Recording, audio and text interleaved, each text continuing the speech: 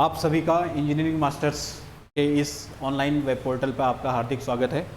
आज का जो सेशन होगा वो यूकेपीएससी एई के लिए जो विशेष बैच है हमारा, उसमें जो आने वाला जनरल स्टडीज़ है उस जनरल स्टडीज़ को ध्यान में रखते हुए ये पर्टिकुलर कोर्स आपके सामने लॉन्च किया जा रहा है, जिसमें थोड़ा जनरल स्टडीज़ में क्या क्या चीज़ें इन्वॉल्व की जाएंगी उसका मैं एक ब्रीफ आइडिया आपको देता हूँ।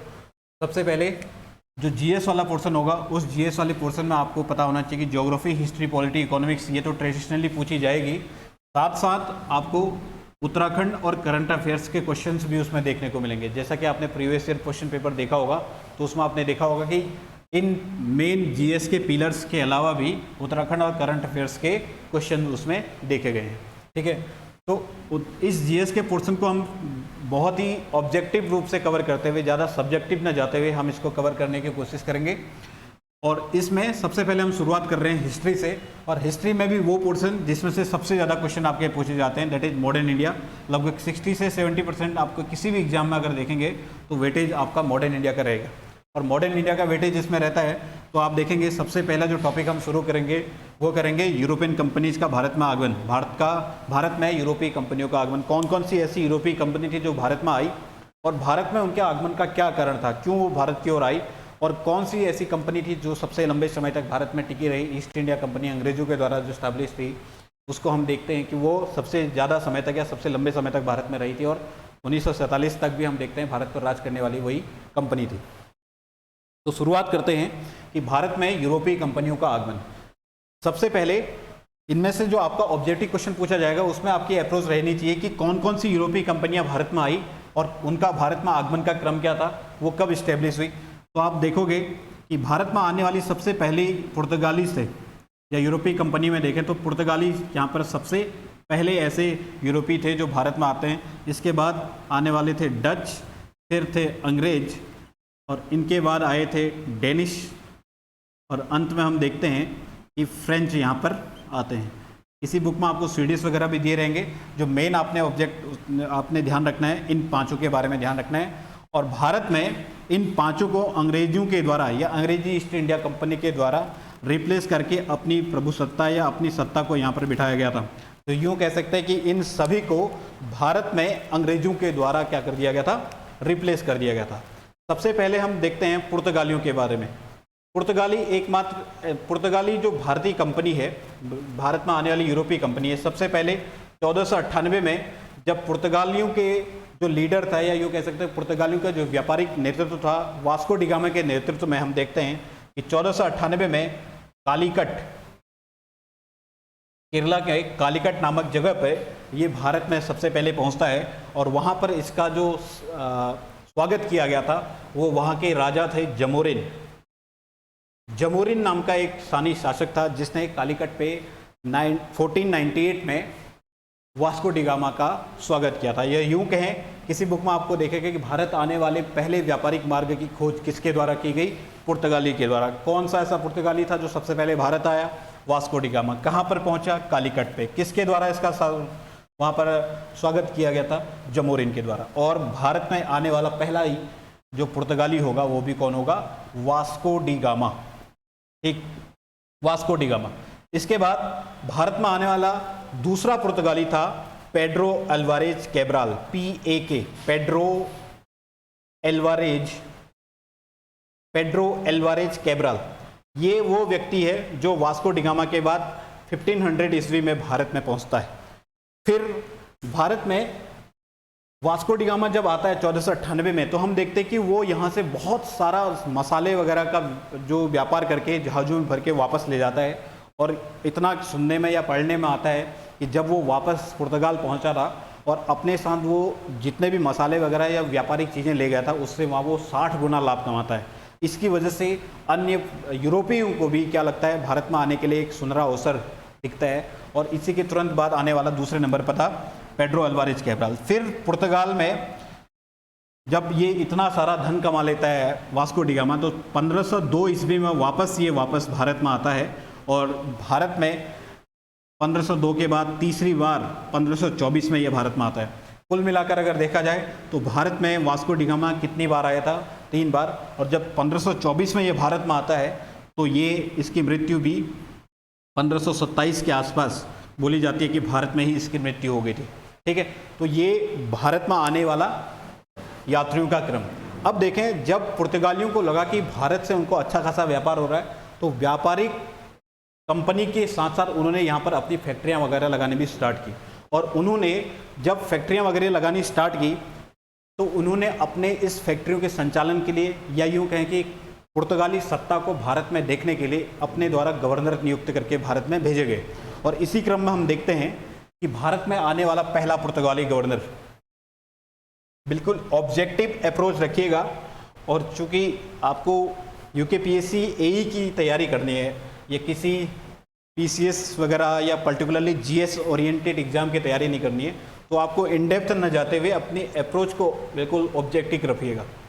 ठीक है, तो सबसे पहले हम देखते हैं कि 1502 में जब वास्को डी गामा आया था, इसके बाद हम देखते हैं कि 1505 में इनके द्वारा भारत में सबसे पहला गवर्नर भेजा गया, और जिसका नाम था Francis de Almeida. Francis de Almeida. इसमें से जो ऑब्जेक्टिव प्रश्न बनेंगे, उन ऑब्जेक्टिव प्रश्न में से डायरेक्ट आपसे ये पूछा जाएगा कि भारत में आने वाला पहला पुर्तगाली गवर्नर कौन था। कौन? Francis de Almeida. ये क्यों फेमस है? पहला तो फैक्ट मैंने बताया कि ये फर्स्ट पोर्टुगीज गवर्नर है, और दूसरा इसके बारे में सबसे इंपॉर्टेंट पॉइंट, इसके द्वारा भारत में पुर्तगालियों की अरब सागर पर कंट्रोल के लिए ब्लू वाटर पॉलिसी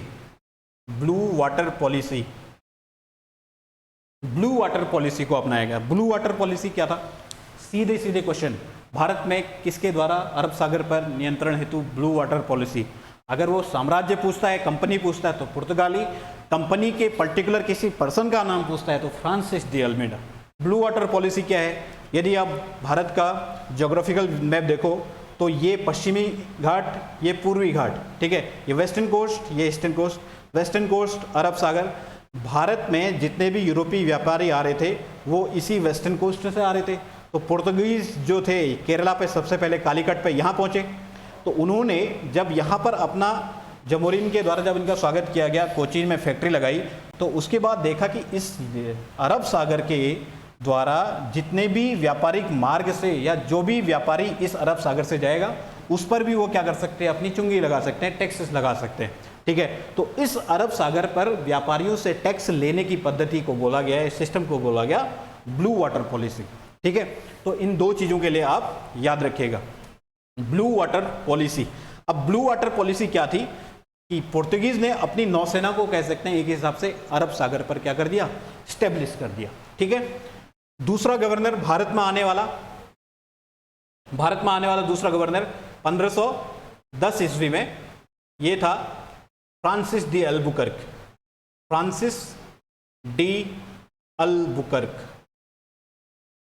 ठीक है, फ्रांसिस डी अल्बुकर्क को इसलिए इंपॉर्टेंट चीज याद हो जाती है रखना कि ये पुर्तगाली सत्ता का भारत में वास्तविक संस्थापक माना जाता है।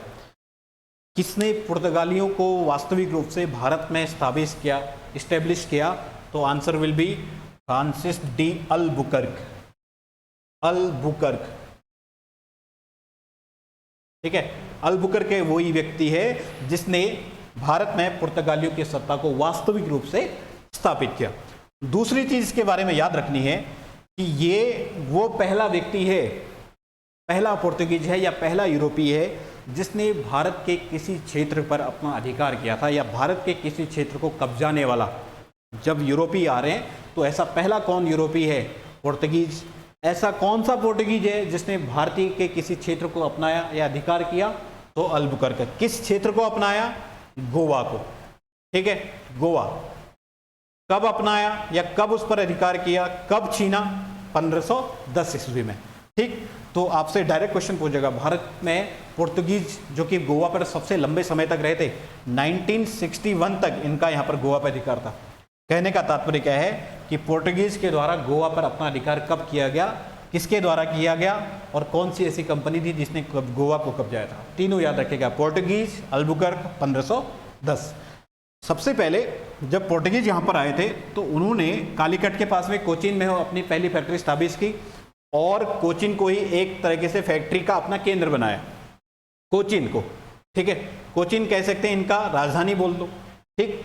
जब कोचीन में इन्होंने अपनी पहली फैक्ट्री लगाई तो उसके बाद कोचीन से गोवा को अपनी राजधानी स्थापित किया।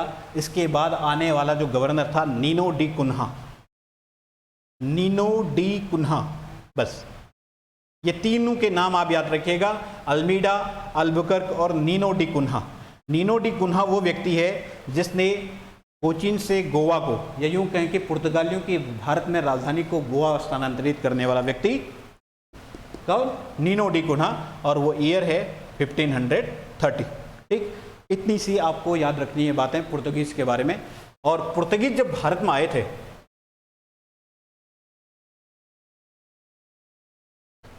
जब पुर्तगाली भारत में आए थे तो हम देखते हैं कि उनका केवल उद्देश्य था व्यापार करना।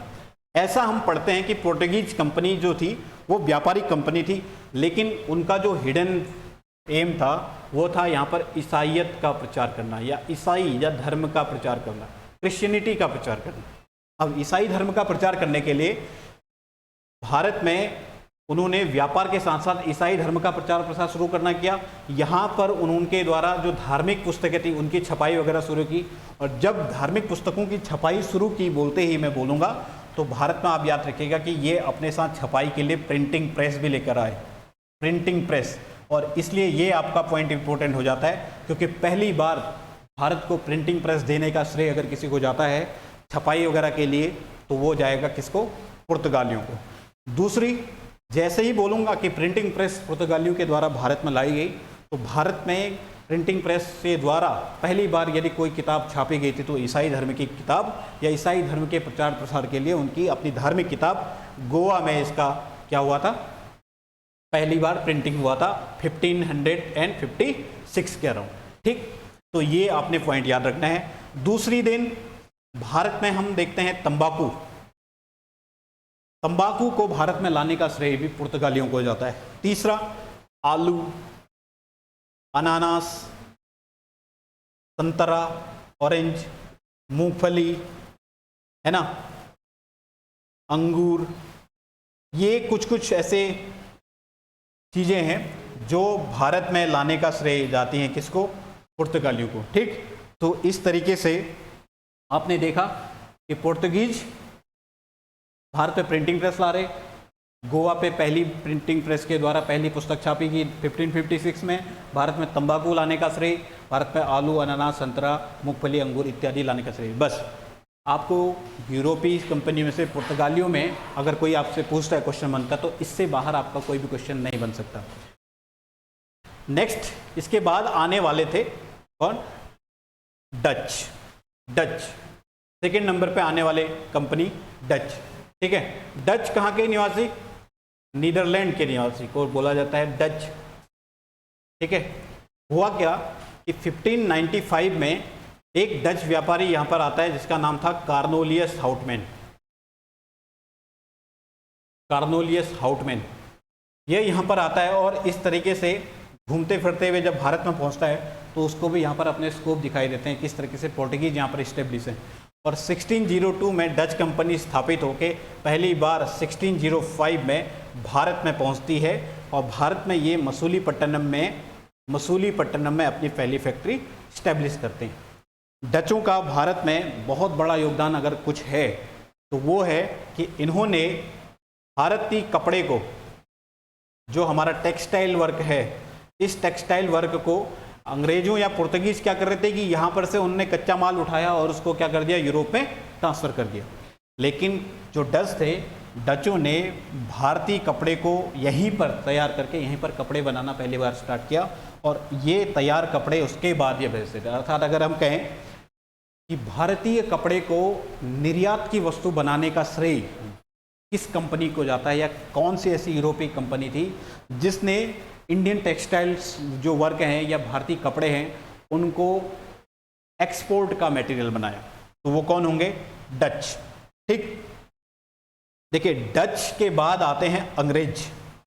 East India company, British east India company, ये डच ईस्ट इंडिया कंपनी है। इससे पहले पोर्टुगीज ईस्ट इंडिया कंपनी आई, ठीक है। हालांकि नाम इनके अलग है, लेकिन ईस्ट इंडिया कंपनी इसलिए बोल रहे हैं क्योंकि ईस्ट इंडिया में, या यूं कहें कि यूरोप के ईस्ट में ये व्यापार करने के लिए आ रही हुई कंपनियां, इसलिए इन सभी को ईस्ट इंडिया कंपनी कहा गया। तो तीसरी जो कंपनी आती है वो आती है अंग्रेज या ब्रिटिश, अंग्रेज, ब्रिटिश ईस्ट इंडिया कंपनी। अंग्रेज सबसे पहले देखिए 1599 में क्या होता है, 31 दिसंबर 1599, 31 दिसंबर 1599 को लंदन के कुछ उद्योगपतियों के द्वारा, कुछ बिजनेसमैन के द्वारा, उनके द्वारा महारानी के समक्ष एक विषय रखा जाता है कि भारत जो है एक हब बनते जा रहा है व्यापार का। क्योंकि हम देखते हैं कि यूरोप में उस समय औद्योगिक क्रांति की शुरुआत हो चुकी थी, नई नई फैक्ट्रियां, नई नई मशीन्स के द्वारा वहाँ पर औद्योगिकरण, इंडस्ट्रियलाइजेशन शुरू हो चुका था। तो इसके लिए उनको रॉ मटेरियल्स, कच्चे माल की आवश्यकता थी, और कच्चे माल के सबसे बड़े व्यापार के तौर पे, कच्चे माल के सबसे बड़े हब के तौर पे भारत को देखा जा रहा था।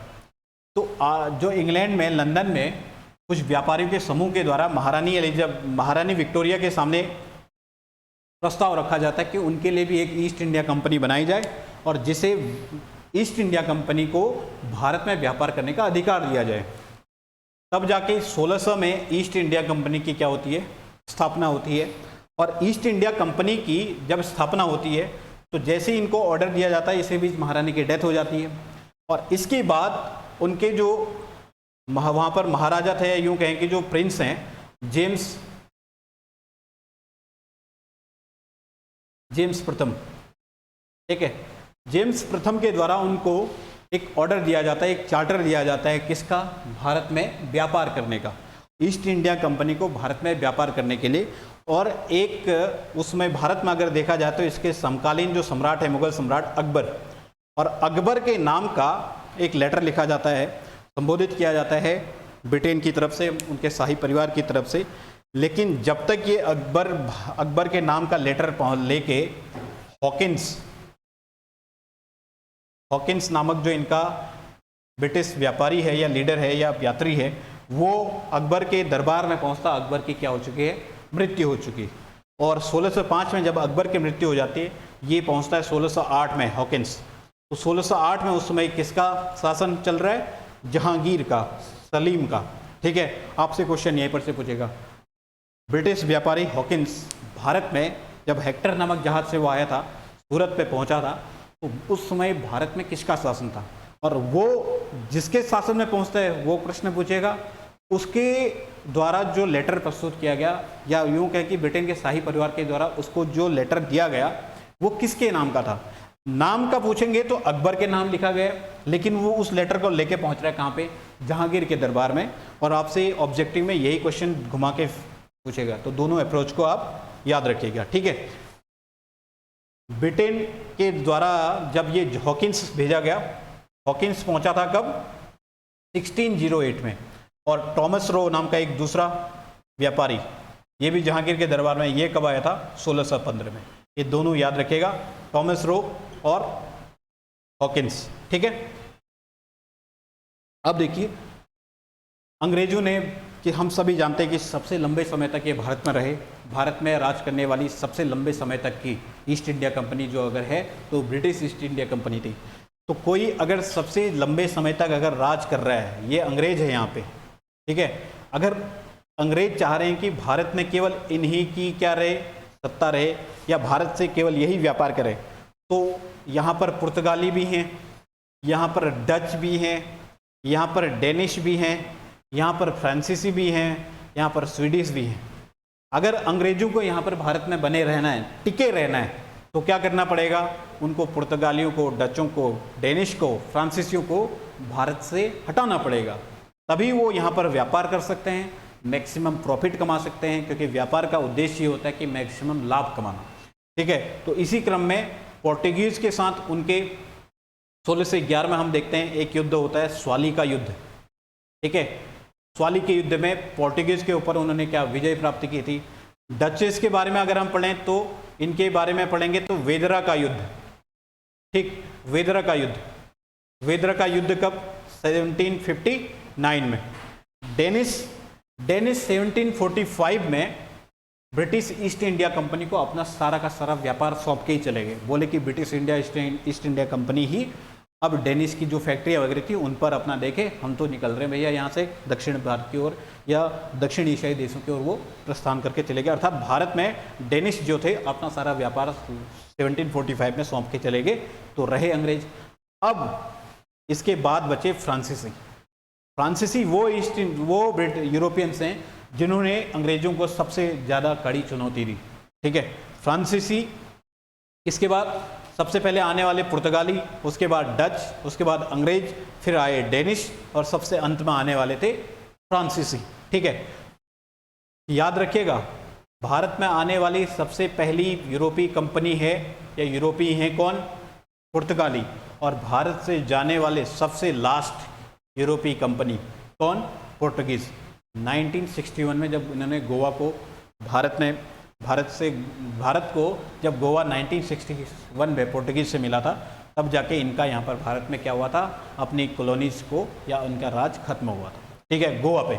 तो सबसे पहले आने वाले और सबसे आखिरी में आने वाले, अगर वो आपसे पूछता है तो याद रखिएगा ये पुर्तगाली ही थे। ठीक है, हम पढ़ रहे थे अंग्रेजों के बारे में। देखिए, अंग्रेजों के बारे में हम थोड़ा सा इसको स्किप करेंगे। स्किप इसलिए करेंगे क्योंकि हमने देखना है कि किस तरीके से अंग्रेज, पुर्तगीज, डच, डेनिश और फ्रांसीसियों को भगा के यहाँ पर अपने को इस्टेब्लिश करते हैं। बंगाल पूरे भारत का सबसे समृद्ध प्रांत हुआ करता था, चाहे वो रेवेन्यू हो, चाहे वो पॉपुलेशन हो, सभी चीज़ों से बंगाल का भारत में एक अलग स्थान था। ठीक है, तो सबसे पहले बंगाल पर अगर किसी कंपनी का, किसी यूरोपीय शक्ति का अगर यहाँ पर इस्टेब्लिशमेंट होती है तो इसका तात्पर्य था कि उसका भारत में राजनीतिक रूप से उसका कंट्रोल होना स्टार्ट हो गया।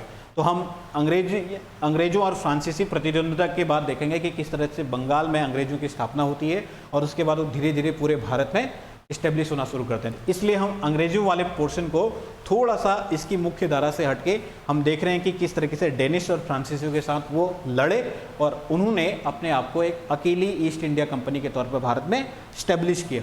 और जैसे ही भारत में ईस्ट इंडिया कंपनी के तौर पर, अकेली ईस्ट इंडिया कंपनी के तौर पर खुद को इस्टेब्लिश करेंगी, तब जाके हम पढ़ेंगे कि इन्होंने अब भारतीय राजाओं के साथ, छोटे छोटे क्षेत्रों के साथ किस तरीके से वहाँ पर अपने राजनीतिक हस्तक्षेप करना शुरू किए और अपने व्यापारिक कार्यों के साथ साथ यहाँ की राजनीतिक सत्ता को भी ग्रहण करना स्टार्ट किया। और 1757 के प्लासी के युद्ध में जब हम देखेंगे कि सिराजुद्दौला की हत्या हो जाती है, 1764 के बक्सर के युद्ध में जब हम देखेंगे कि एक 3 राजाओं की टुकड़ी को अंग्रेज हरा देते, तो उसके बाद इनके यहाँ पर शासन की या यूँ कहें कि राजनीतिक सत्ता का यहाँ पर इनका स्टैब्लिश हो जाता है। ठीक है, तो वो चीज़ हम पूरा इसको मॉडर्न इंडिया में हम जैसे यूरोपीय कंपनियों की हिस्ट्री में, अंग्रेजों के इतिहास में हमने इसको कैरी फॉरवर्ड करते रहेंगे। लेकिन इसके लिए सबसे पहले इन दोनों के साथ क्या हुआ ये पढ़ना या ये देखना जरूरी है। ठीक, इसलिए अंग्रेजों के बारे में थोड़ा सा, जैसे मैंने आइडिया दिया कि 1608 में ये पहुँचे, अभी हम उसको पढ़ेंगे कि 1612 में या 1613 में उन्होंने सबसे पहले अपनी जो वास्तविक या स्थायी फैक्ट्री जो सूरत में स्थापित की थी, उससे पहले उनको जब जगह नहीं दी गई या यूँ कह कि जहांगीर ने उनको अनुमति नहीं दी थी, 1611 में उन्होंने मसूलीपट्टनम में एक अस्थायी फैक्ट्री वहाँ पर स्टार्ट की थी। ठीक है, तो 1600 में जब अंग्रेजी ईस्ट इंडिया कंपनी की स्थापना होती है, 1608 में वे भारत पहुंचते हैं। तो इसके बाद इस चैप्टर को यहीं पर थोड़ा स्किप करते हुए हम देखते हैं कि 1616 में एक अन्य कंपनी की स्थापना होती है, डेन। ठीक है, और 1620 में ये भारत में पहुंचते हैं और भारत में ट्रैंकोबार नामक स्थान पर ये अपनी पहली फैक्ट्री स्थापित करते हैं। ठीक है, और 1745 में ये यहाँ भारत में जो अपना सारा का सारा कामकाज था उसको अंग्रेजों को सौंप के चले जाते हैं। इसके बाद आए थे फ्रेंच या फ्रांसीसी। फ्रेंच कंपनी जिसकी स्थापना हुई थी 1664 में। भारत में अगर पूछेंगे तो 1668 में ये भारत में आए थे और इनके द्वारा भी अपनी जो पहली फैक्ट्री स्टैब्लिश की गई थी फ्रेंच के द्वारा, वो थी कहाँ पे? मसूलीपट्टनम। ठीक है, मसूलीपट्टनम में। ठीक, देखिए भारत में जो ब्रिटेन और फ्रेंच की प्रतिद्वंदिता स्थापित होती है, होता क्या है कि क्योंकि ब्रिटेन और भारत में ब्रिटेन की फ्रेंच के साथ प्रतिद्वंदिता का सबसे बड़ा परिणाम मिलता है या प्रमाण मिलता है इनका कर्नाटक वॉर्स के नाम से, कि ब्रिटेन ने या यूँ कह कि ब्रिटिश ईस्ट इंडिया कंपनी ने फ्रेंच ईस्ट इंडिया कंपनी को भारत से कैसे हटाया उसके लिए इनको 3 युद्ध लड़ने पड़े अंग्रेजों को, किसके साथ? फ्रेंच के साथ, जिनको बोला जाता है कर्नाटक वॉर्स। कर्नाटक युद्ध लड़े गए थे 3। पहला Karnataka war, second Karnataka war और थर्ड कर्नाटक वॉर। इन 3 कर्नाटक वॉर्स की मदद से ब्रिटेन और फ्रेंच प्रतिद्वंद्विताएं भारत में खुद को प्रूव करने के लिए जद्दोजहद करती हैं। होता क्या था कि कोई भी कंपनी, अगर ये ब्रिटिश की कॉलोनी इंडिया में है, फ्रेंच की कॉलोनी इंडिया में है, इनका आपसी अपना भी भेदभाव चल रहा है, ब्रिटेन का फ्रांस में, उधर यूरोप में भी, भारत में इनकी सैन्य टुकड़ियां भी हैं। तो अगर कुछ प्रतिद्वंद्विता उनकी ब्रिटेन की फ्रांस के साथ यूरोप में होती थी तो उसका कहीं ना कहीं परिणाम भारत में भी देखने को मिलता था।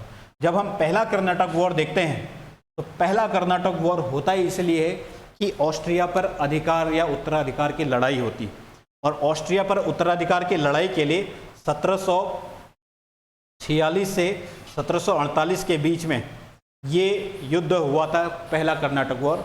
और ये ऑस्ट्रिया पर उत्तराधिकार की लड़ाई का मतलब क्या था कि वहाँ पर इनका जो ईसाई धर्म का जो लीडर है, या यूँ कहें कि ईसाई धर्म का लीडर या खलीफा का पद जो है, उसके उत्तराधिकार के लिए वहाँ पर संघर्ष होता है।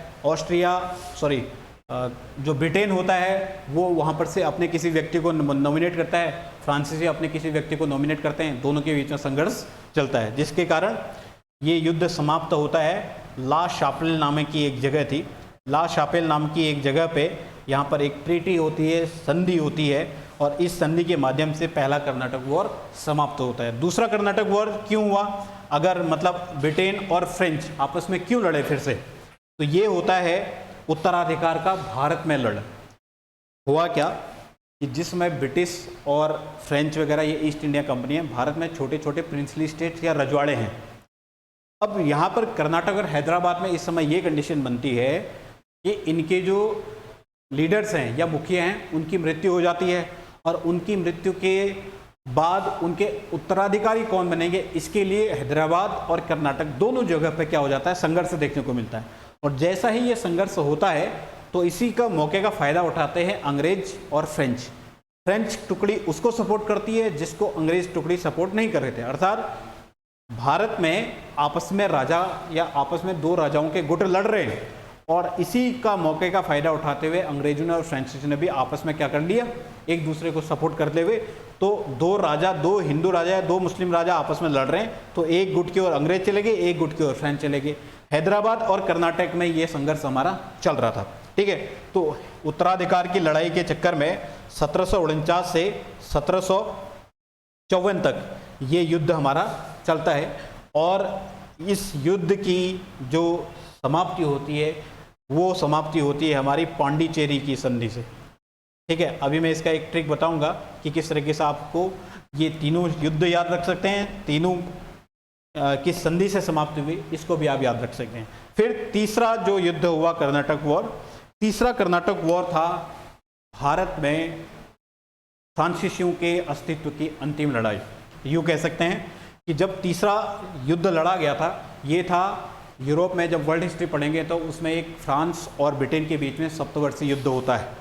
सप्तवर्षीय युद्ध जब 7 वर्षों तक चलने वाला युद्ध जब चलता है, तो चूंकि वहाँ पर युद्ध लड़ रही हैं दोनों कंपनियाँ या दोनों देश, तो उसका असर कहीं ना कहीं भारत पर भी पड़ना था। और भारत में 1756 से 1763 तक ये युद्ध वहाँ पर सप्तवर्षीय युद्ध चलता है, तो भारत में भी तीसरा कर्नाटक वॉर ये चलता है, और इसका अंत होता है पेरिस की संधि से।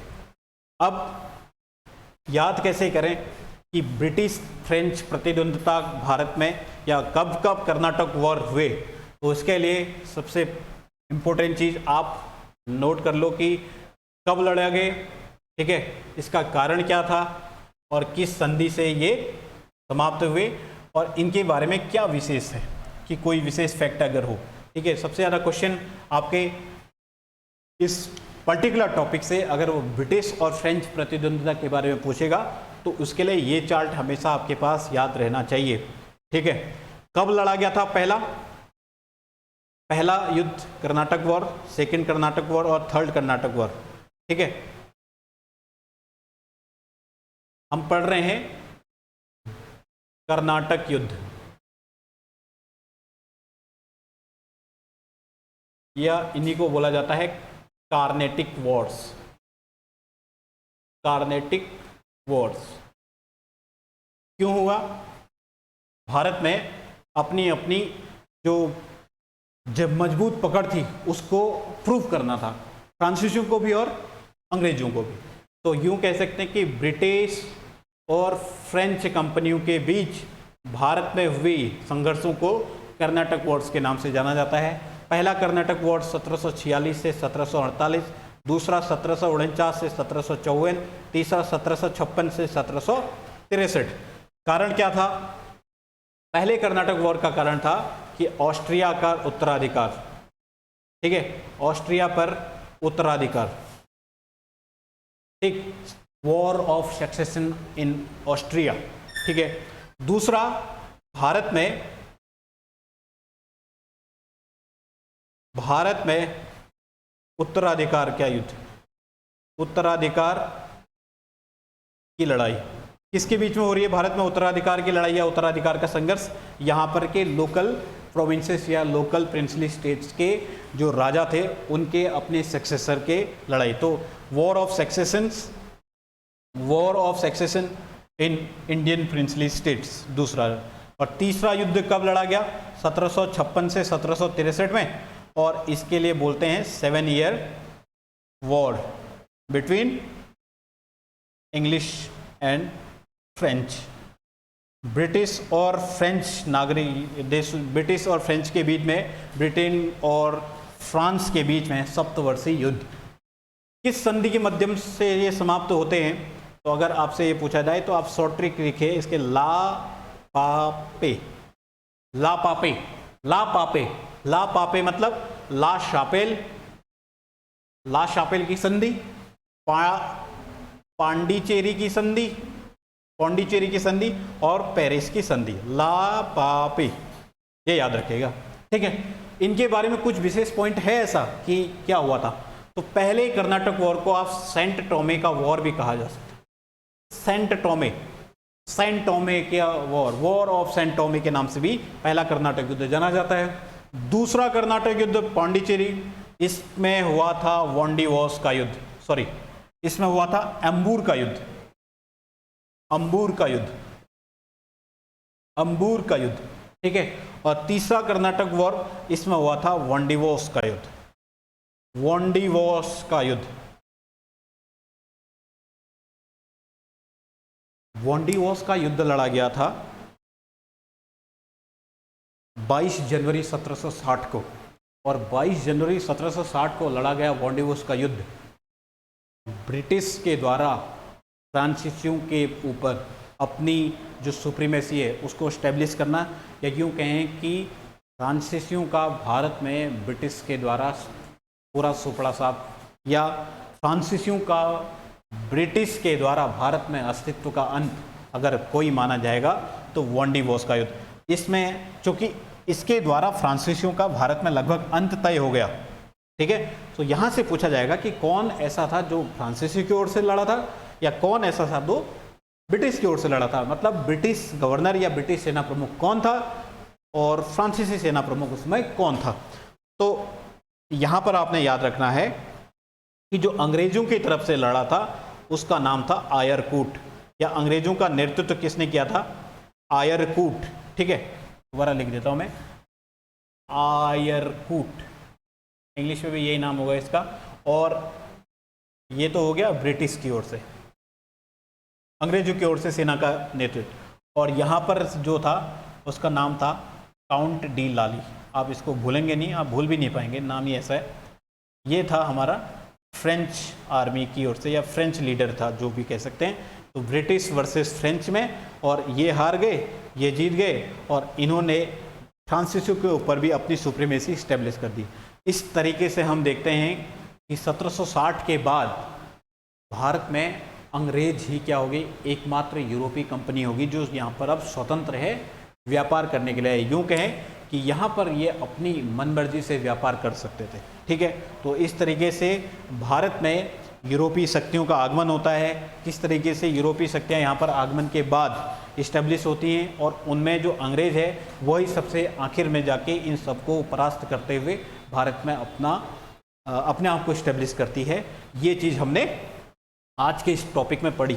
तो आप लास्ट में जाते जाते इस टॉपिक के अंत में एक चीज़ याद रखिएगा कि इन कंपनियों के कभी कभी इस्टेब्लिशमेंट ईयर वो पूछता है, तो कंपनी का नाम, उनकी स्थापना कब हुई और इनका भारत में आगमन, इसके लेके आप एक ये चार्ट याद रखिएगा।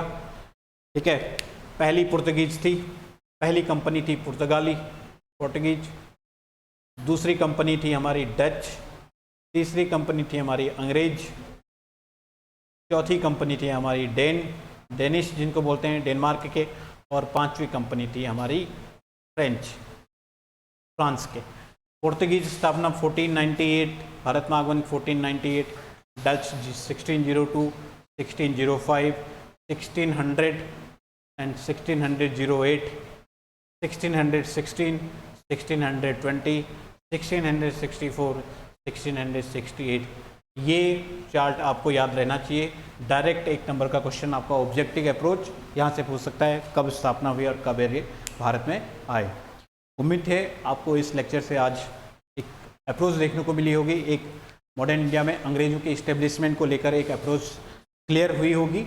और इसी सीरीज़ में हम आगे को कंटिन्यू करेंगे कि किस तरीके से अब अंग्रेज भारत में अपना राजकाज संभालते हैं। अब वो भारत के राजाओं के साथ अपना संघर्ष जारी रखेंगे, यहाँ पर राजनीतिक हस्तक्षेप करेंगे, और राजनीतिक हस्तक्षेप जब करते हैं तो यहाँ पर उनका उद्देश्य केवल व्यापार करना ही नहीं बल्कि भारत में शासन करना भी उनका उद्देश्य हो जाएगा। और धीरे धीरे न सिर्फ बंगाल बल्कि पूरे उड़ीसा बिहार के क्षेत्र को जीतते हुए नीचे मद्रास और बम्बई में अपनी प्रेसिडेंसी यहाँ पर इस्टेब्लिश करेंगे। और जितने छोटे छोटे यहाँ पर के राज्य थे, जैसे मैसूर हो गया, जैसे यहाँ पर पंजाब हो गया, ठीक है, जैसे मराठाज हो गए, जैसे अफगान्स हो गए, जैसे वर्मा हो गया, जैसे नेपाली जब गोरखाज हो गए, इन सब के साथ वो अपनी लड़ाई करते हुए उनको जीतते हुए अंततः भारत में एक बहुत बड़ी राजनीतिक शक्ति के रूप में वो उभरते हैं। और उसके बाद जब राजनीतिक शक्ति के रूप में वो भारत में इस्टेब्लिश हो जाएंगे तो हम देखेंगे किस तरीके से ईस्ट इंडिया कंपनी पर नियंत्रण करने के लिए उन पर कुछ एक्ट लाए गए, कुछ चार्टर एक्ट लाए गए।